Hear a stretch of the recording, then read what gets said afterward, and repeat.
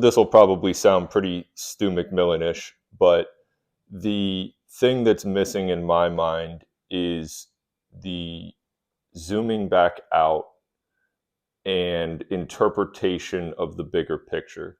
I think with where we're at right now with, again, injury, return to play, we'll kind of lump all those together for the sake of research, content, conferences, curriculum. It's almost like we've reached an unnecessary level of granularity in a lot of ways where, like Nordics are the easiest example here. And, we saw that massive wave of Nordics bulletproof hamstring injuries. And then everybody got crazy on Nordics and then realized like, well, no, it's actually a completely different mechanism that we predominantly see hamstring strains in, and on we go. But I think that's a good example or a microcosm of a bigger issue here where, we all have our inherent biases, and I'm certainly not immune to that myself. But when we get fixated on one or two things or components within this massively complex web of what propagates injury risk, I think it can become misleading for people, as viewers or in the audience or whatever, especially those that are a little bit younger, more novice in practice.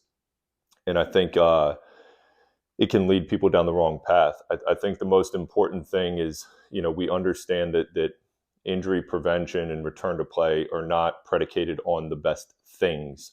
They're predicated on the best implementation of applications, and then having a truly integrated ecosystem, that supports the things that are being done.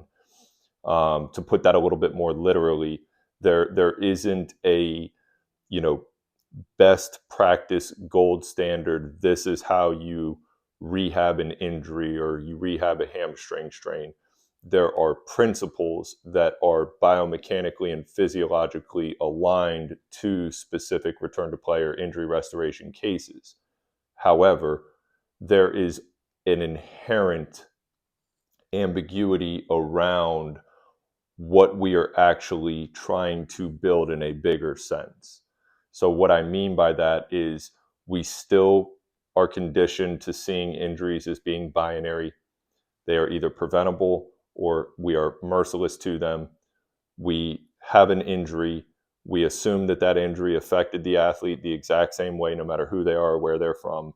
So we're going to go through this, archaic line by line things that we need to do.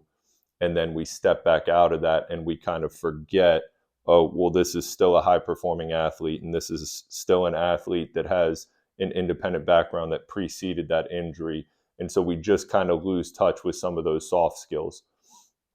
To that end, the resolution in my mind is that we almost like de-weight any one specific aspect of this. Pick your corner, pick your thing. And we come back to this recognition point of recognizing the individual for who they are, what's happened previously, what they have ahead of them, and then within the networks that we have or within the settings that we're in, being more strategy-based rather than input-based.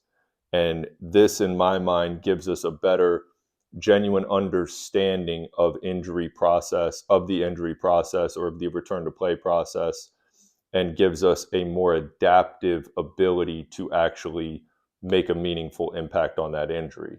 Rather than just saying, if it's this, we do this, we need to have foundational principles that are almost matured into a better decision-making process and observational and management system.